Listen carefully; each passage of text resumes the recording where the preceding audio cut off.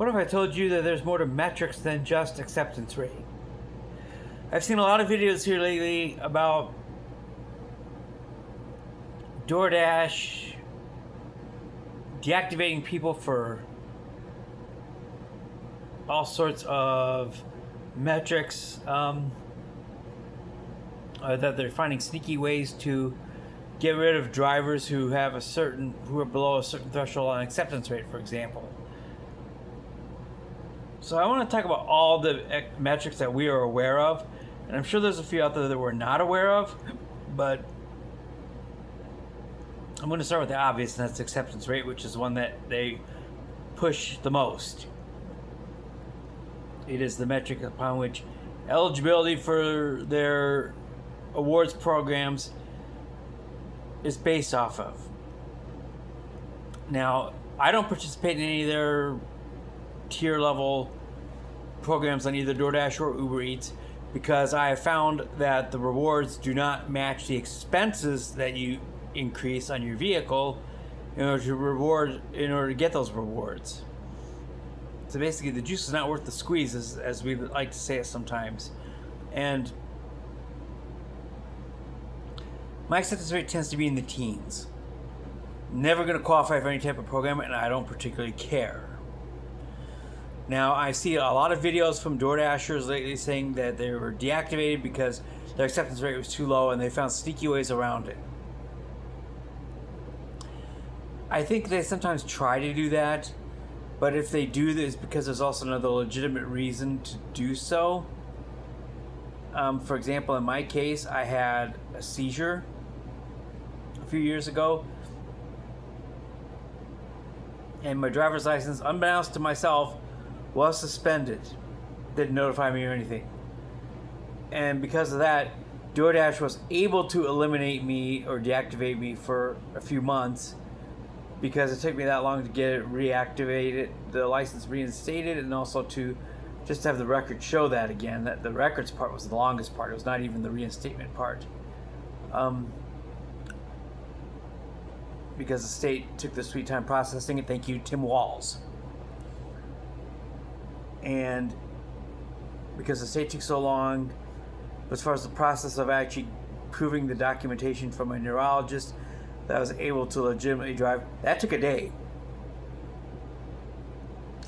But I'm sure DoorDash was looking out for opportunities to run my license or driving record again, because my acceptance rate back then is the same as it is now, somewhere between 10 and 20%. Now, I think it's what a lot of these drivers are referring to, but some of them refer to other things. So I want to talk through some of the metrics that we are aware of, and there may be some that we are not aware of. The second most notable one that we know of about is completion rate. And I think in my market they give a fudge factor for that because our wait times are some of the longest in the nation in Forest Lake, Minnesota. So I think there is some fudge factor put in there, but obviously you can't go on a canceling spree and expect it to not affect you regardless of whether there's a buffer or not.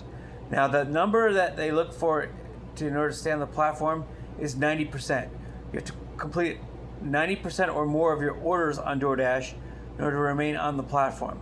Uber doesn't have a set metric for this, but DoorDash does, and it's pretty obvious. And it will even tell you before you decline your order, if you cancel an order, what your completion rate would drop to. Like I said before, we have a fudge factor here. So my completion rate, even after having a couple of bad weather nights and a couple of very, very terrible restaurants, long waits, again, average wait time in Forest Lake is 12 minutes. And I'm talking about ones that ran to 20, 30 minutes. Or cancel it, and it'll say, you sure want to cancel the order, your completion rate will drop to, in my case, 97%. Of course, I canceled it because it was taking half an hour and beyond, and I had no knowledge of when it was going to come out. So I answer those questions that way, and boom, 97%, no big deal. But if you get that below 90%, they can, and I believe will, kick you off the platform.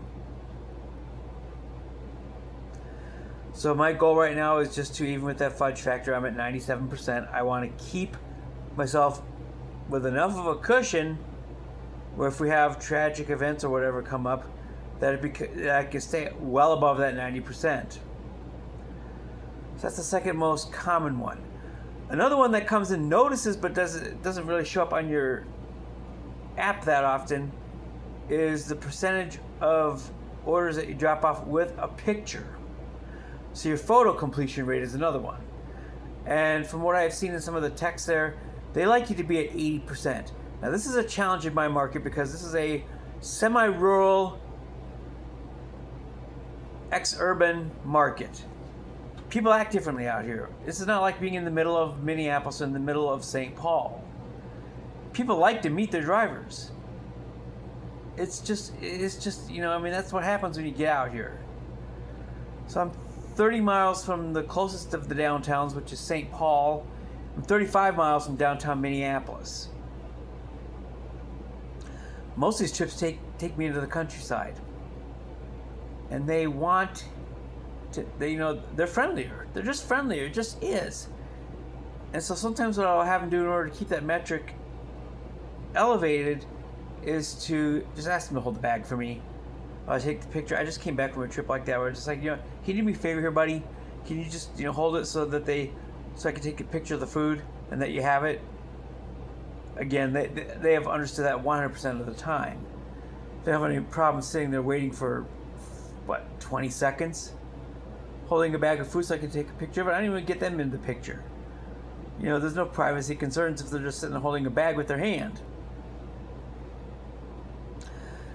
I believe this is a metric that also comes into consideration, but I've never had it come into play for me.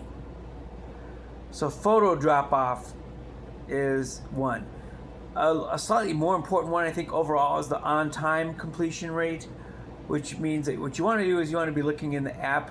You can look at the series of events that are scheduled inside of a delivery order within DoorDash, for example, and actually Uber has this as well, where it'll tell you what time they're expecting you to pick it up by and what time they're expecting you to drop it off by.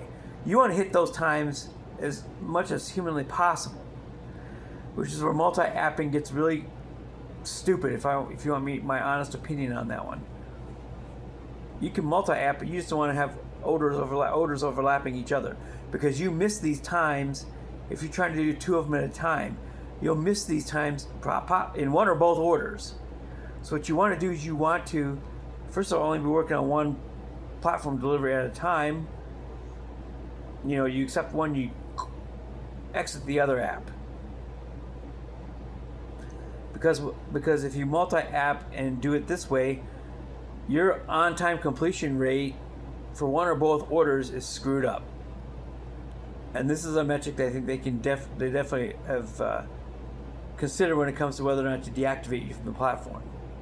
So, in that regard,